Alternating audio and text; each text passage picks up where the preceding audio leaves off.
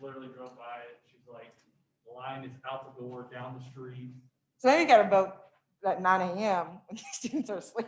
Well, exactly. That's what I'm like. If you go early, they're all still in bed or Yes. in class. Like as soon as they get out of class, they're all going to vote. Yeah. Hello, everyone, and welcome to this month's Adulting 101. We have the Center for Financial Wellness here with us, and they will be presenting about borrowing essentials. But before we get kicked off with that, just want to let y'all know about some things happening in the Center for Student Engagement. We have several events and things going on this week. Tonight, obviously, Adulting 101. Tomorrow, we will have grocery bingo out here on the Student Union Plaza. So join us for that, as well as Rocky Horror Picture Show on Friday evening. So please join and check out all of those events. You can find more information about those and any others that we host on the UTK calendar, as well as on the Vol Life app. So with that being said, we will go ahead and get started with the Center for Financial Wellness, and I will let Becky and Fulvia introduce themselves. Hope y'all enjoy.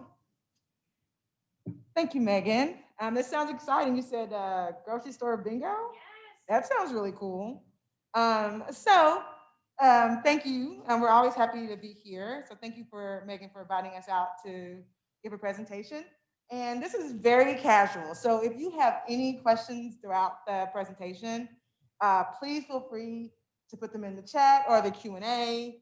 So don't feel like you have to wait for any particular moment. If you have a question, please feel free to chime in. So Becky and I are going to give this presentation. I'm here in person, Becky's virtual. And so we're trying to, like you guys, be flexible and really be thoughtful about how we give these presentations. So again, my name is Philippia Satterwhite, and I am the coordinator for financial wellness. The center's been open about a year, and it's relatively a new center for our campus. It's out of One Stop, which is a part of enrollment management. And so as a part of that, a part of enrollment management and One Stop, we recognize that students sometimes need things beyond just their financial aid or paying for classes or registering. And so we opened up the center to help students with those things that kind of fall outside, but still has to do with them being a student. So I'm happy about this project that we're undergoing at Center for Financial Wellness. And I'm gonna let Becky introduce herself. Go ahead, Becky. Hi, I'm Becky Sparks. I'm the financial wellness coach. I've been with the university for a year now and love what I do and love meeting with students. And yeah, so if you'd like to make an appointment, you can see our faces and know who you'll be meeting with. Thank you, Becky.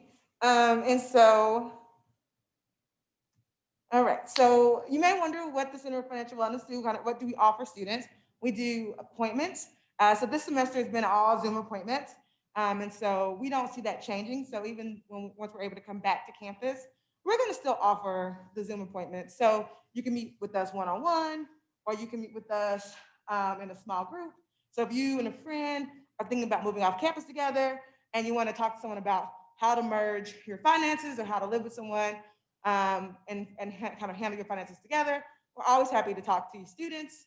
We also have what we call our peer guides. They're students just like you who have been trained in money management topics and are well versed, but we also recognize sometimes students feel more comfortable sometimes talking to someone who has a very similar student experience as they do. So you can also meet with our peer guides. And then we also do things like this where we come out to classes and organization presentations. So if you're part of an organization and you want to bring us out, we're always happy to do that. We try to do interactive presentations so they're kind of fun. And so we're always excited to talk to students. And I'm gonna figure out this clicking at some point. So what we're gonna do today, we're gonna talk about what credit is. We're gonna focus in on loans, and then we're gonna talk about financial security. And so hopefully you'll find it interesting and you have lots of questions, because this may be the time you feel like, hey, I thought I knew what that meant, but maybe I was mistaken. And so definitely feel free to ask questions. We really love questions. So we're going to start with credit and student loans. So what is credit? Credit is an agreement in which a borrower receives something of value now and agrees to repay the lender at a later date. generally with interest. So, and in general, the lender determines how much they'll allow you to borrow, and they use a number of different factors to determine this. But our credit is made up of two parts. It's going to be the principal, the amount you borrow, and it's going to also be the interest, the percentage of principal charged by the lender. And it must be paid back along with the principal amount. So that, that's pretty straightforward, and people are kind of really familiar with that. But we're going to kind of delve into that a little more. So typically, credit falls into two parts. One is revolving credit, so that's kind of a predetermined amount, like a spending limit, and anytime you pay that back, you can then borrow it again without having to apply for a new one. So think of like your credit card, your gas card. You go out and you spend $50, and at the end of the month, you pay that $50 back. Then you're again allowed to use that $50 in the next month. That's compared to like installment loans, which is a fixed amount of money and a set time period to pay it off. So think this is more kind of like your student loans or your auto loan, right? So you borrow $20,000 to go to school, and once you graduate, you'll be set up for a payment plan, and you pretty much pay the same amount each month as long as you don't borrow any more money. And by the time the agreement, like 10-year agreement, is up, you have paid off the whole loan plus the principal. So that's kind of how we think about credit for we're thinking about personal loans for students or anyone. Is it this open-ended credit versus closed-end credit? So I'm going to ask this question, and so I'm going to leave to Becky to get the answers because no one in the room. But true or false, or maybe you don't know, you can get a credit score from Equifax. Is that true, false, or are you just not sure?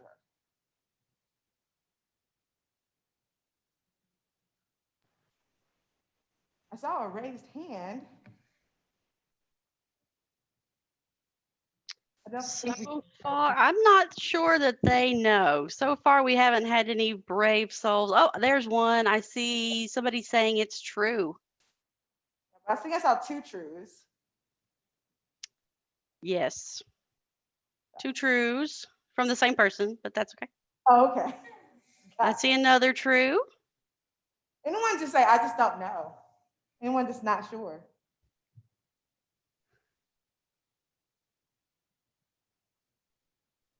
Okay, well, the answer to that question is false. Equifax produces credit reports, which are used to determine a credit score. Credit scores and credit reports are not the same thing. So I know when we hear things like, we see like Credit Karma, or people talk about credit scores, they also talk about that in the same breath as Equifax or another credit reporting agency, but they are not the same thing. They are related, but not the same. And so we're gonna kind of talk about that just a little more. I feel like my voice is really loud. Okay. So a credit score is a number that lenders use to evaluate your risk as a customer. All credit scores are derived from information on your credit report. So Equifax will produce a credit report, but then a company like FICO or Vantage will take that information and turn it into a score, like a number, and usually something between 300 or 350 and 850. Right? That's typically the range for credit scores. And so, again, these are private companies. So FICO is a private company, Vantage is a private company, and then they produce a score. A credit report is the comprehensive list of your lines of credit and payment history. It does not obtain your credit score. And these are going to be produced by things like Equifax, Experian, TransUnion. So this is why it's important for you to check your credit report, because your credit score is going to be dependent on that report. But you can't just call FICO and say, hey, my credit score is wrong. Can we fix it? No, you'll need to contact the credit reporting agencies to get them to update your comprehensive information to then fix any issues you have with your credit report. So we're gonna talk about the credit score. I think a lot of people are very interested in credit scores, and they're not really sure how one builds their credit. And so we're going to kind of talk about how you do that. And so the credit score is made up of 5 parts. And these 5 parts are weighted based on how important the credit reporting, or the credit agencies like FICO or Vantage will weigh those parts in your credit report. So the biggest part of your credit score is going to be your payment history. So 35% of your credit score is made up of your payment history, meaning that when you borrow, your ability to pay it back, right? So if you are making on-time payments, you're not defaulting, you're not missing payments, you're not being delinquent, then if you can repay those loans, then you are building the best piece of your credit score. The second largest piece of the pie is going to be amount available credit used. And this can be a little hard to understand. And so if you have questions, definitely ask. But generally, so say you have a credit card that's for $500 and you have used $250 of that $500 amount. That means you only have $250 left on that credit card to use. So that means you're using 50% of your credit available to you, which then tells the credit reporting agent, the credit report, that you can't borrow as much as you fully could, right? Because you can, at $500, if you have a zero balance, that means that you have up to $500 used, meaning that your capacity to borrow is a lot higher than when it's $250, because you've already used 50% of what you had available. So, because if you're always above like 20%, then that means that you maybe can't borrow anymore because you won't be able to pay it back, right? Because if you're carrying a balance from month to month to month, then it's gonna be, so when someone else looking to give you credit may say, oh, you were already paying back so much and you don't have room to borrow more. And so that's why it's important to pay, if you do take on credit, to kind of pay it down as quickly as possible, because that capacity is going to make up a significant part of your credit score. So then the next part, which you or anyone else, usually at this age of 18 to 25, you don't have much control over, which is the length of history. So typically you need about 3 years to build up your credit report or your credit score. And so if you got your credit card at 20, then it's gonna take time, right? To build up a length of history, build up a history of you paying and paying back your card, being able to hold on to that card. And then 10% is new credit. So anytime someone asks you, you go into a store and they say, hey, do you want to sign up for one of our store credit cards? And you say yes, to say 15%. Then what happens is that you get a credit check done. And if you do that too many times, that means that you're maybe looking to borrow a lot of money. And so every time you ask for a new credit or new lines of credit, it impacts your credit score. And then finally is variety of credit. So we talked about the open-end and closed-end credit. So if you have a credit card and a student loan, then you have enough variety. If you have 10 credit cards and no installment loans, then you don't have much variety. You have one type of credit. So for students, I always say if you have one credit card and if you have a student loan or a car loan, that's really all you need, because if you're not buying a house right in this moment, it may not be as important. It may not be as important in the moment. I feel like I'm really close to that mic. Someone's trying to move and also still move this. So what I'm trying to tell you guys is that it's really more about building good habits and less about achieving a perfect credit score. I mean, people talk about that like, oh, I have to have a good credit score. And in some respects, it's important when you want to borrow money, right? And sometimes, if you want to move into a certain apartment or get a certain interest on a car loan, then yes, it's important. But in those other moments when you're not doing that, your credit score is not going to be that important. So, but if you are building up the good habits, then a good credit score will follow. So making sure that you're paying back your loans on time. You're not missing payments. You're not taking out more than you can repay. So there's a lot of things that you can do that are just good habits. And then, like I said, over time, you'll build up a good credit score.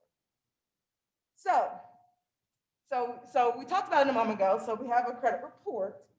And so it's really important to check your credit report frequently, because if something shows up on there that's impacting your credit score, then it can impact the things you just mentioned before, like getting a certain rate on a car loan, maybe getting an apartment, if you have to set a deposit for utilities. And so when you look at a credit report, there are pretty much 4 parts. Oh, do you have a question? Oh, never mind. So it's 4 parts to a credit score. The first part is going to be your identifying information, your name, your security number, address, birth date. And so you want to make sure those things are correct when you look at your credit report. And then we get into places like public records. So if you ever had a foreclosure or a lien on your account, a bankruptcy, these things are going to have a negative impact on your credit score. So you want to keep this section as small as possible, right? You want to limit what's on it. You want to have nothing in this section, if at all possible. And then you're going to have your credit history, right? This is going to be the part which shows that, hey, you borrowed this much, and this is how you were making on-time payments, or you previously had a loan that you paid off, right? And so this will keep track of that you're making on-time payments, that you've not defaulted on your loan. You are in good standing.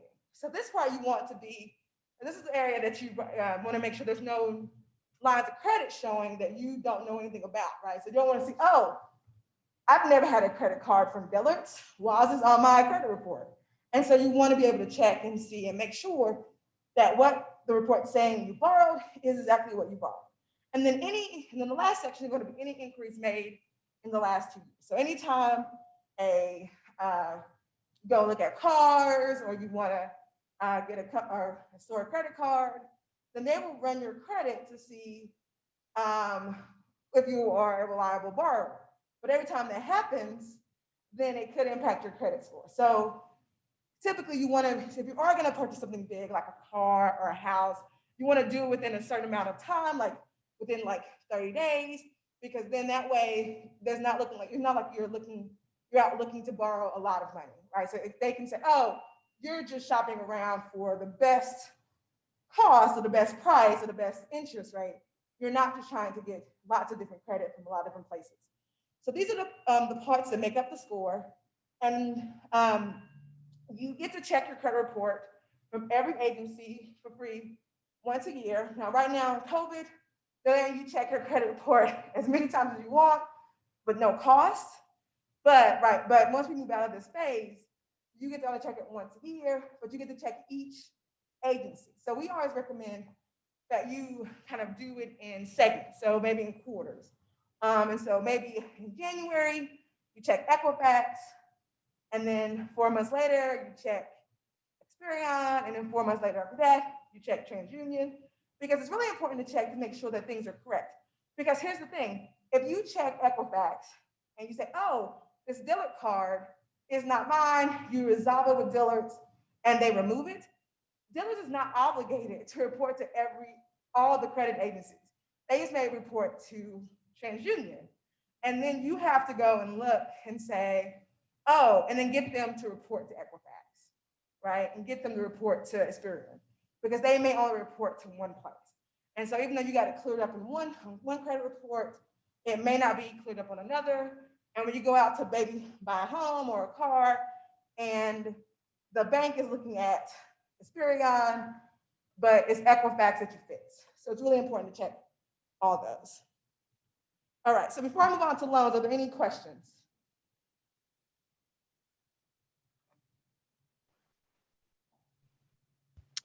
I don't see any questions just at the moment.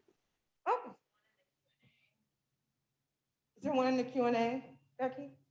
Oh, there is. You're right. It says, do inquiries affect your credit heavily? So that's the 10%, right? So that new credit line, so every time you are applying for credit, then it affects that 10%. So it will have an impact on your credit score, but whether or not it's heavy or not is dependent on what everything else that's on your credit report, right? Because it's a pie. So it's not going to have the most significant impact, but it could drop it a few numbers, right? And so if you're, say, a 650, right? So maybe you're trying to get a car and they say, oh, we'll give you 3% interest rate if you're at 650 or higher, and you're at 647, then it could, even though it's a few numbers, it could impact you getting a certain interest rate on that. So So that's why if you are gonna get new lines of credit or get increase on your credit score, on your credit report, then it's important to kind of do them in concentrated bursts, so it doesn't have as big an impact as it would. So every time, and I say every time you go into the store and they say, hey, you want to save 15%, but the interest rate but the interest rate is like 25%. And if you're not planning on paying it off, it's really, they're still making a lot more money. Even though it feels like, oh, I just saved $30, but I end up paying $60 for the same thing. So it's really important to think about that. But there are soft inquiries, like Credit Karma uses a soft inquiry. Like my bank does a credit report and they do give me a credit score every month, and they use what's called a kind of soft inquiry. And these don't impact your credit report, but they don't go on there. It's when someone actually is like considering you for a line of credit, or if you have already used up your year, your one for the year, and you're like, I want to get the credit report for myself, then things like that. So you want to be careful when you are thinking about borrowing, that if you are going to make a bunch of inquiries, do them in concentrated bursts so that you have the highest, like you have your highest score as possible. Now, also something to remember is that FICO may have one score and Vantage may have a different score, even though they're both using Equifax, right? Because they calculate differently. So it's also important to know that, and then also different versions of FICO and Vantage. And so a bank may be using FICO 2.0, but a different lender is using FICO 3, and it creates a different score. So again, it all comes down to kind of just knowing what pieces are making up, and just know that, hey, there may be some small differences, but if you can get, 700 or higher, then typically you're fine. Any other questions? Yes, one more question. How long does it take for hard inquiries to fall off your report and stop affecting your credit score? About 2 years, right? So it takes about 2 years for them to come off. But it may take and Becky, I'm trying to remember this. Like if you have so say you missed a payment on a credit card, and it shows that have a missed payment, that takes a lot longer, right? I want to say it's like 5 or 7 years. Like if you have 7 years are for bankruptcies, foreclosures, that type of thing. If you miss a payment, it can take 2 to 3 years, but it will affect your credit score less and less as time goes on. right, But it's depending on what it is, it's a 2 to 3 year period. right, okay, so yeah, but if you're delinquent, yeah, and so no difference between like being delinquent and then being in default, and we'll talk about that a little bit more in the presentation. Great questions, guys. Keep them coming. All right, so loans. So credit cards are a loan because someone's giving you money for something now and you promise to pay it back. So I have a question for you guys. Are credit cards good or bad? What do you think? Thoughts? Good or bad?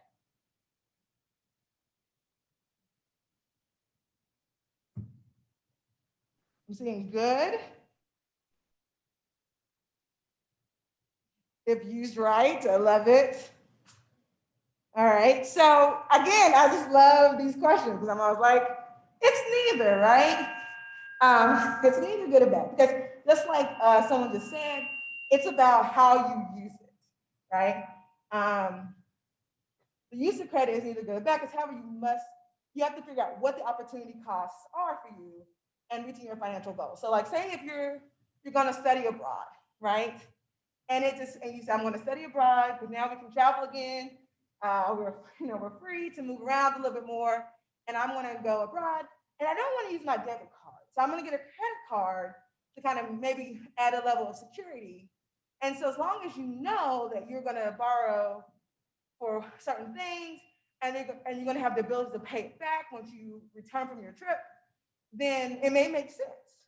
But if you are using a credit card to pay for every expenditure you have with no idea whether or not you're gonna be able to pay it off at the end of the month, then it could put you into like a space where you're paying more for an item than it's worth, or its value. You also may take you a lot longer to pay it off. And so it's really about how you use it. Because again, it can help you build credit, help you make purchases that are safe, but also it can get out of hand quickly. So credit cards should not be used as a source of income. So if you're using it to supplement your income because you feel like you know, between your, your other sources of income, you can't meet your expenses, then that's a time to really think about what your expenses are. Is there other things you can do to supplement it that's not a credit card? Okay. Credit card tips. So I would say get a card with no annual fee, right? When I first started getting a credit card, there was no such thing as no annual fee, right? You had to pay the fee, but now you're starting to see a lot of different types of credit cards available. Some that focus on kind of getting new borrowers, and so they'll look at things like no annual fee. So now you see that a lot more than you used to, even though still some cards still charge an annual fee. Keep track of the purchases you make, right? It's so easy to walk in to the Walgreens or into restaurants on Cumberland and just swipe your card. Like, oh, it's $3. Here you go. Oh, here's $5 for this and $10 for that. And if you're not keeping track on what you're spending, it's easy to get the card to get out of hand. So it's really important to make sure you're keeping track of the purchase you make. Because also, there may be things that you didn't buy, right? That shows up on your credit card. And so if you're not keeping track, you're like, did I go? Did I go to Costa Rica this weekend? I don't remember. Maybe I did. And so I'm not keeping track of my purchases. So it's really important. Pay more than the minimum amount. So if you do get in a situation where you are carrying a balance from month to month, so you're not able to pay it off before you get to the end of the billing cycle, then it's important to pay more than what the minimum is. Or you may have a loan that's like $5,000 and they may say, oh yeah, pay $25 a month. And it will take you years to pay off that credit card. And now with the Fair Lending Act, credit card companies now are required to put on your statement, if you just pay the minimum, how long it will take you to pay it off, as long as you don't make any new purchases, right? And when I look at those, I'm like, oh man, that would take a really long time. So it's really important. But if by paying more than that minimum, you are reducing the cost, because what you end up doing is paying a lot more in interest, right? So you get a $300 item may end up being over time $350 or $400 because the interest is accrued and you've been paying that $300 loan off for 2 years. So it's really important to make sure you pay more than the minimum. And then better yet, to pay the entire balance off each month, right? It's always better to pay off your loan in full than to carry a balance from month to month. Your credit score actually improves when you pay off the balance each month, because that means your capacity to borrow is at its fullest, right? So when you carry a balance, even though you're making monthly payments, and that's at 35%, that 30% that talks about your capacity to borrow is less, because you have less money you can borrow if something were to happen. And so if you can pay off your balance in full each month, you should. Also, and this may be a little controversial, I like the idea of getting money from banks and not having to pay them for the money, because they don't pay me that much when I get my money in their checking account. So why should I be paying them a lot more money to hold on to theirs? So I say, if you can get the money without having to pay interest on it, then it's a win-win for everybody. And then know your card's billing cycle, right? So knowing when your payments are due, when that cycle ends, so that if you are going to pay it off early, you don't miss the cutoff date, right? And and the earlier, of course, you pay in that billing cycle, that means the less time for interest to accrue on the amount that you borrow. Because they do, even though it's an annual percentage rate, they do a daily calculation. So it's really important that if you know when your billing cycle is up, especially if you're going to be making another purchase relatively soon and you're going to borrow again, then it's important to maybe pay off the last purchase you bought before you buy another one. And then be aware of your interest rates, right? A lot of times, credit card companies and banks will say, hey, it's a 0% introductory interest rate for like the first 6 months. But then in the fine print, it may say 25% or 29% after that introductory period. So it's really important to know what your interest rate will be after the introductory rate is over. Now, if you're able to pay off your loan or your credit card before the billing cycle is over, then of course you don't pay that interest. But if it's the case that you can't, then it means you're going to be paying a really high interest rate on that card. So maybe it doesn't have it at 0% interest rate to start with, but it may put you at 20% APR, right? Which is really good for 18, 20, who have like a short credit history. So be aware of what your interest rate is. A lot of times, if you miss a payment, or if you miss a payment or you overdraft, then that's would be a reason for them to actually raise your interest rate, right? Because most credit cards are going to be variable interest rates, and so that's so they can then, because now you become a risk, right? They can't trust that you're going to pay on time, and so now they can raise your interest rate. So being aware that make sure that you're making those payments, then you can help with your interest rate. Also, if you have a card for a while, you say, hey, I've been at 27% for a while. I've built some really good habits. I've not missed payments. It is okay to call your credit card company and see if you can get a lower interest rate, right? Because even a few points down helps, especially if you know maybe something's coming up and you won't be able to pay it off in full because you're going to Costa Rica for spring break, and you know that, hey, it's going to be a little bit more, but I know in 2 months I can pay it off. So you'll have a month of extra fees. So if you can lower that, that helps. I don't know why Costa Rica is in my head, but it is. Are there any tips that you think might be helpful that we didn't mention?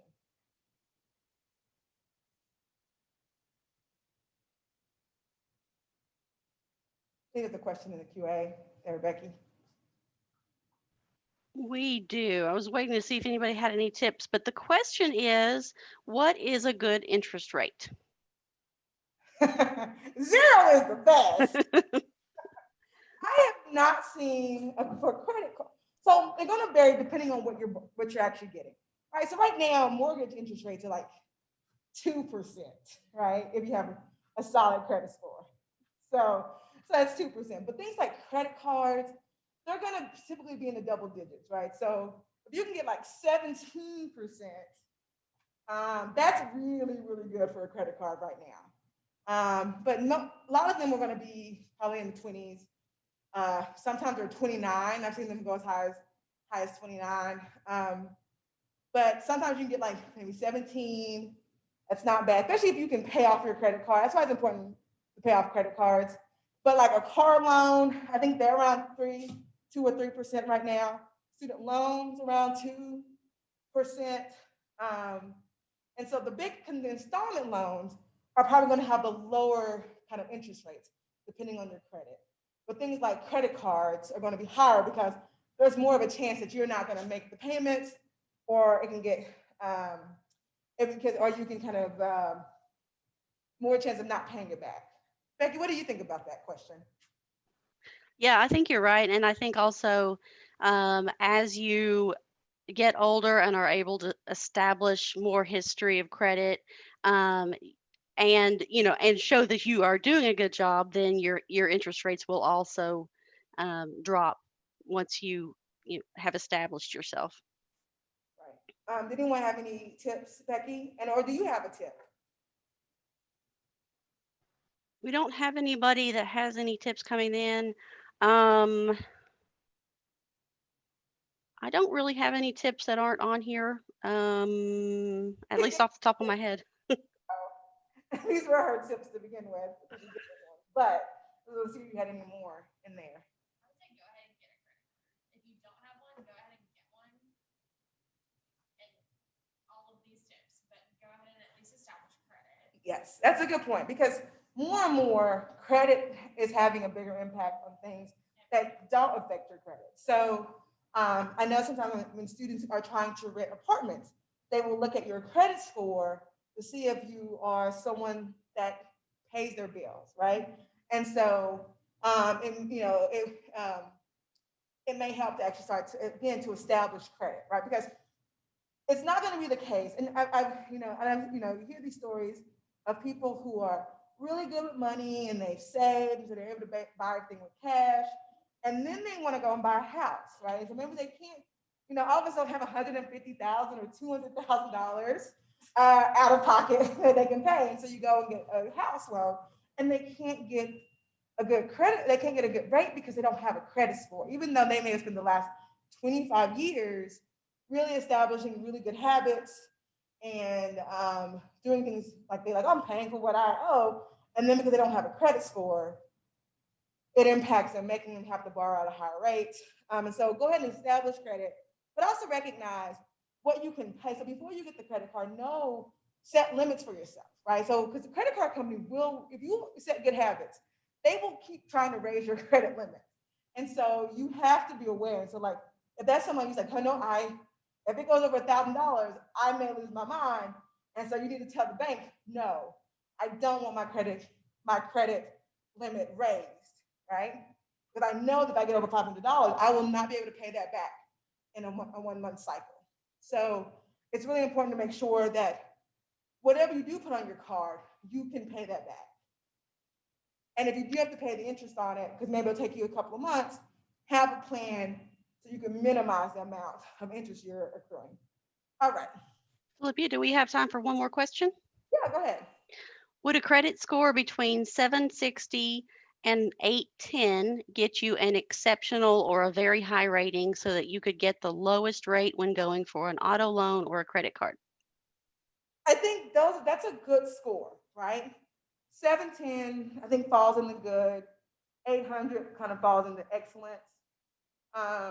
And it can. It also depends on the lender, right? Because the lender will look at your credit score, but they may also look at other factors, right? That they may have internal, because when you get a loan, they have what they're called underwriters, right? And they basically evaluate they think that your level of risk. And credit score is, or your credit report and your credit score are going to be significant parts of what they offer you. But maybe you've had credit for like 3 years, right? Even though so you've built a good score, but your income, right? Say you're going to buy, I don't know, $100,000 car, and you have a really excellent credit score. But if your income is only like $35,000 a year, they still may either deny you the loan or give you a high interest rate. So there's other things they look at besides just the score, but it does have an important part. So income is also important, like how much you actually make a month actually plays a part too on how much a lender will let you borrow. Did I miss anything with that answer? No, that sounded good. All right, Becky's make sure I'm not missing anything. All right, those are really great questions. So now we're going to kind of move to student loans, which I think is something that a lot of students have. And so, I'm not going to ask you guys to put this in the chat, but I just want you to just think about it. If you do have a student loan, do you know your balance? Right? So just think about that. You don't need to answer, but it's something to consider. If you do have a student loan, it's important to know who your lender is. So if you have a loan from the Department of Education, that's a federal loan. So if you did your FAFSA and the loan comes from that FAFSA, then that's a federal loan, right? So that's a Parent Plus, a subsidized, unsubsidized loan. And it's so it's a plus loan, direct unsubsidized, direct unsubsidized loan. Now, if you got a loan from Sallie Mae, that's a private lender, right? This is Sallie Mae, Discover, your bank. And so it's really important to know who your lender is, right? And so if you have a federal loan, then you can check your loan amount by going to studentaid.gov. They'll keep track of your loan amount, how much interest has accrued, and who your loan servicer is. If you have a private loan, then you want to check with your lender. A lot of times, a lot of banks now, they're all into the app, so they'll put that information on your app, or they'll send you monthly statements to kind of let you know.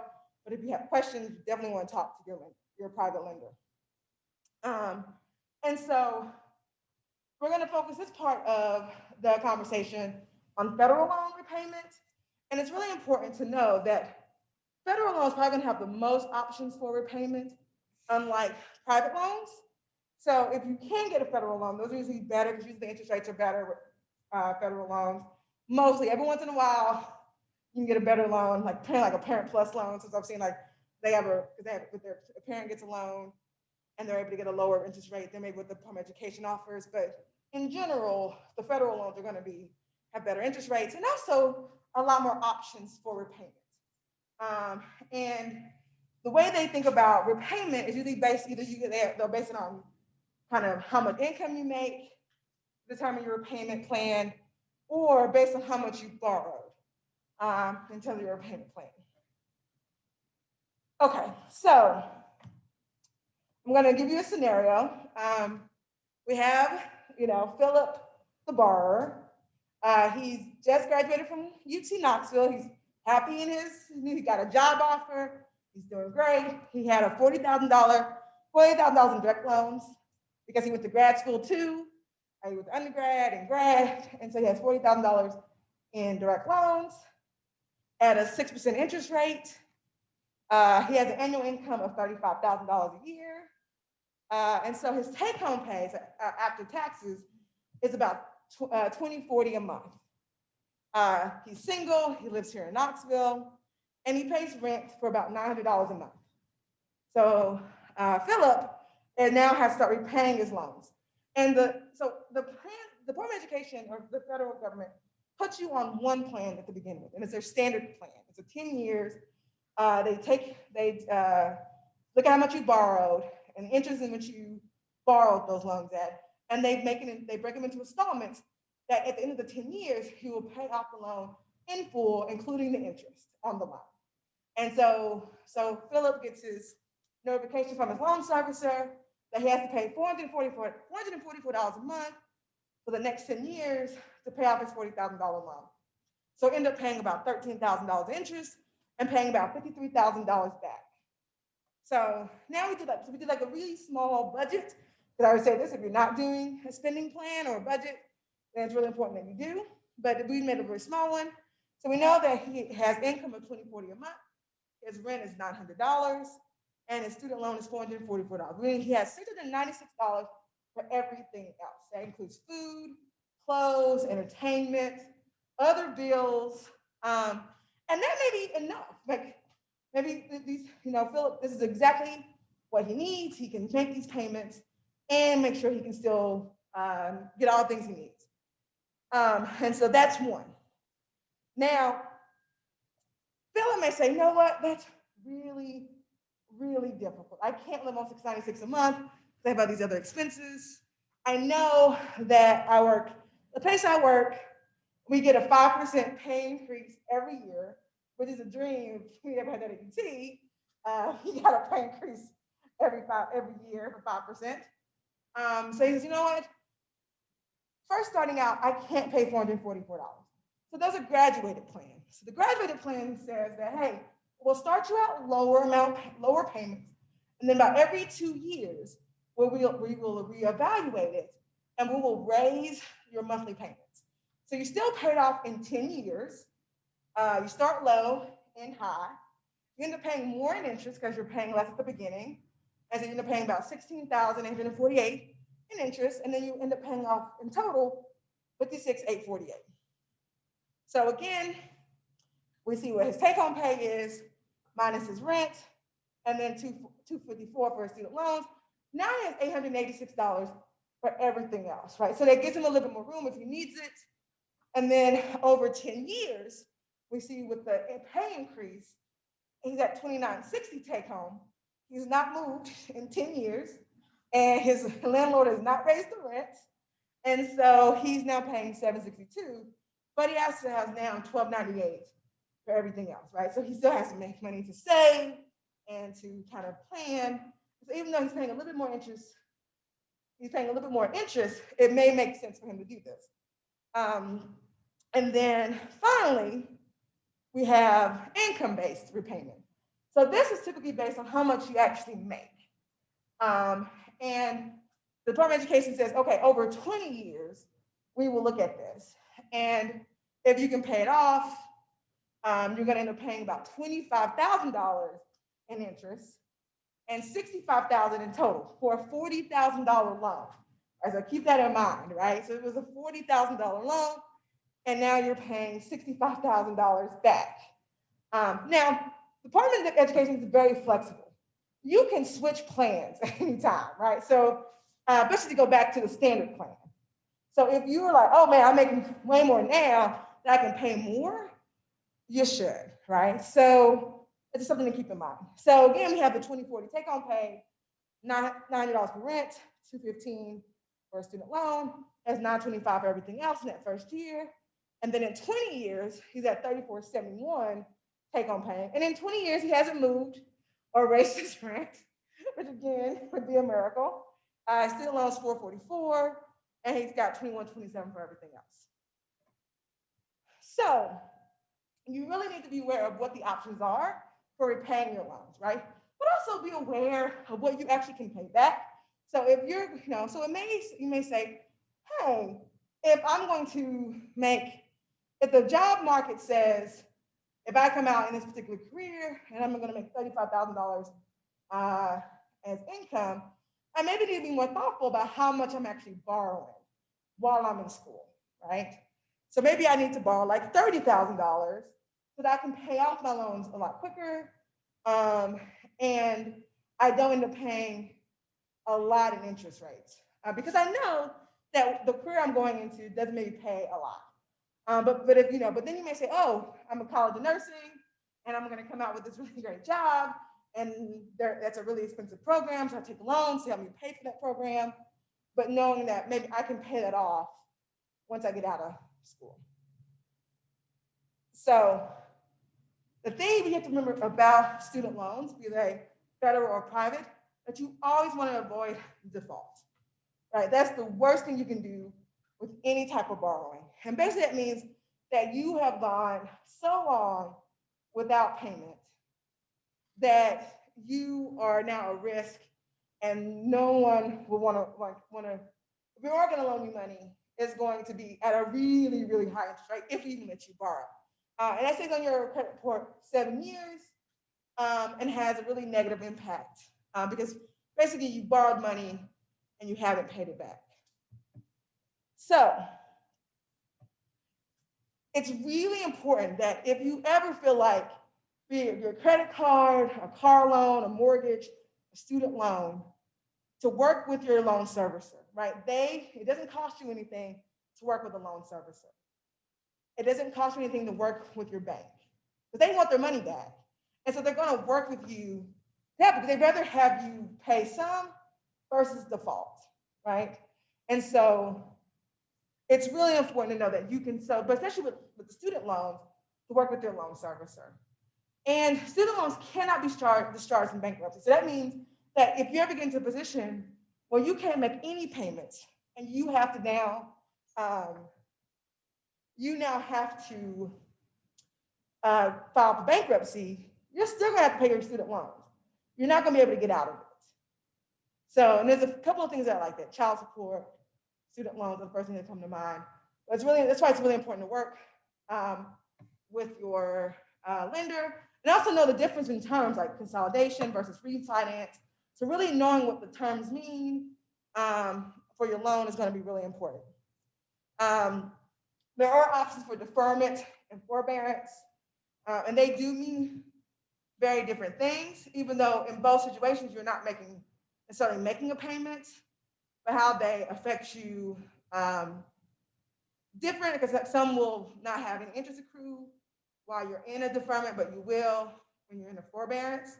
So typically, there's different reasons why a person would get one of those, but it's going to be dependent on the lender. The lender determines the terms in which you can either be deferred or in forbearance. Deferment is like unemployment, economic hardship, graduate fellowship, military, in school.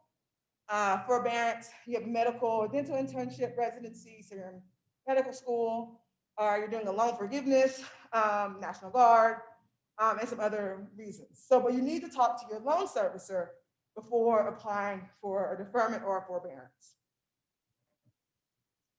And again, there's consequences for defaulting.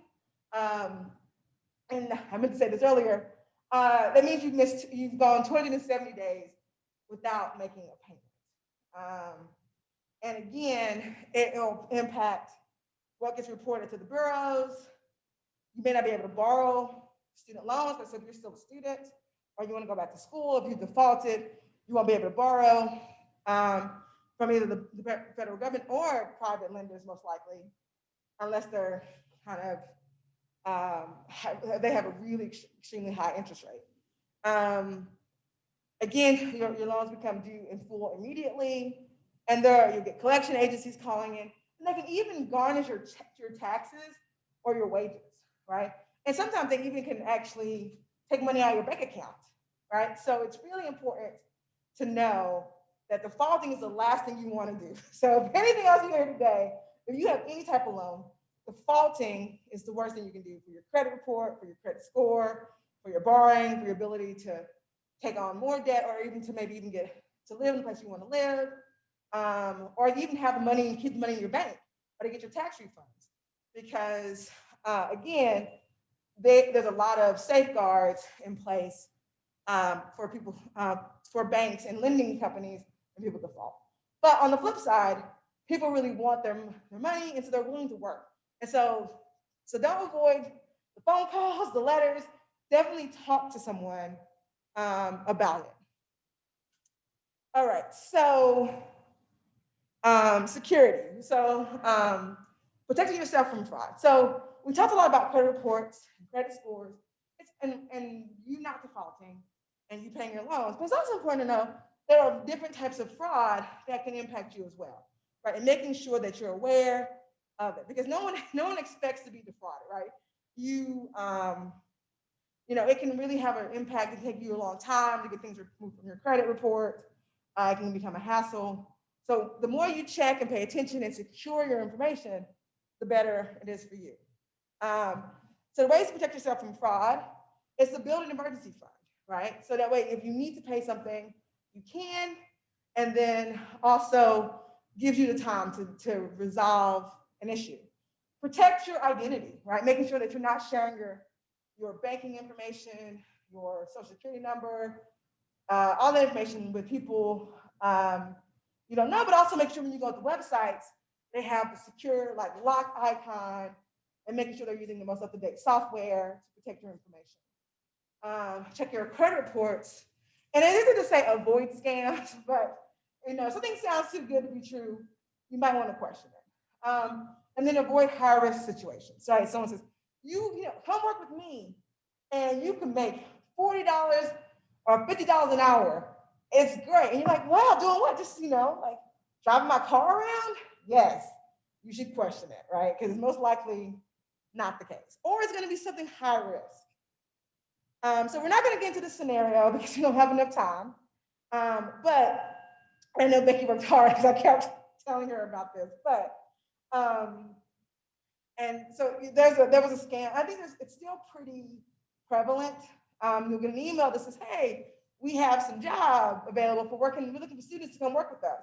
And you just got to put this car wrap on your car, and you'll be advertising for us. So the scam is, you say, okay. They're like, okay. And they'll say, oh, we'll send you a check. So you can then we'll send you a check with the money, but you need to call this particular company to actually get the wrap applied to your car. And so what they do, they send you a check, you deposit it, and then you're supposed to send that money to another person. And because of the way banking rules work, the bank will move that money. But then they found out that check was no good, and now you owe the bank for the money you transferred. And they've gotten, but the fraudsters got that money. So they sent you a $700 check that was no good. They now have $700 because they took it from you. So it's really important to know kind of who you're giving money to. If anyone ever asks you to deposit a check and then give money to them or to a third person, you really want to be cautious. So one thing you can do is say, okay, I won't pay for it until the check clears. right? Like I won't go and do this thing until I know this check is cleared from my bank. And then you'll know whether or not it's a good check or not. So again, some ways to know that things are a scam is that you get something that you didn't ask for, right? It was unsolicited. It sounded good, too good to be true. If anyone get asked you to deposit a check, then that's a problem. And then if anyone, if you had, someone calls you, I think there's one I see on YouTube all the time about, hey, I'm the IRS and you owe us money. Go to Walgreens and get us a gift card. The IRS does not take gift cards for payments. The IRS is also not going to call you. No federal agency is ever going to call you about collecting money, right? Your bank is not going to send you an email that says, click on this link to access your account. They're not going to do that. They're always going to tell you to go to the site, or they're going to send you a letter. But they're never going to say to put, so if you're getting put pressured on to do something, then of course, it's most likely fraud. So again, be cautious with unsolicited letters, calls, and emails. And then also just look up the company and make sure that it's reputable, right? So looking up, because people, it's unfortunately, a lot of people unfortunately get burned by scams, and they also report it. So going to look is going to be important. If it's something, especially if it's a place that you're not familiar with, or it's not a local, it's not like a national brand, it's going to be, you might want to look into it. And again, it sounds too good to be true. It probably is. That's like the key word, too good to be true. Someone says to you, hey, I have a surefire way where you get a 4.0 GPA without ever having to study or take a test. Sounds too good to be true. So protecting yourself from scams is be aware of latest scams, guard your personal information, stay safe online. As much as I don't enjoy the two-factor authentication, I get like, it protects your information, right? So even though it's annoying, it does protect you. Also, changing your password and PIN often. Again, resist pressure, check your credit reports, check your bank account. Don't believe in easy money. And then if there's something more to happen, report it to the authorities immediately. I know it can be embarrassing to feel like you're like, oh, I should have known better. It happens, right? I mean, people are professionals and they know the kind of psychology that will work on people. And so I know it's embarrassing, but you should report it to proper authorities. And if you get an email from someone here that comes to your UT email account, we do have you can email OIT that you got a scam email, right? So that they can then find those emails and kind of keep them from coming into your inbox for you and for other students. All right, so I know I ran through that really quickly. Are there any questions?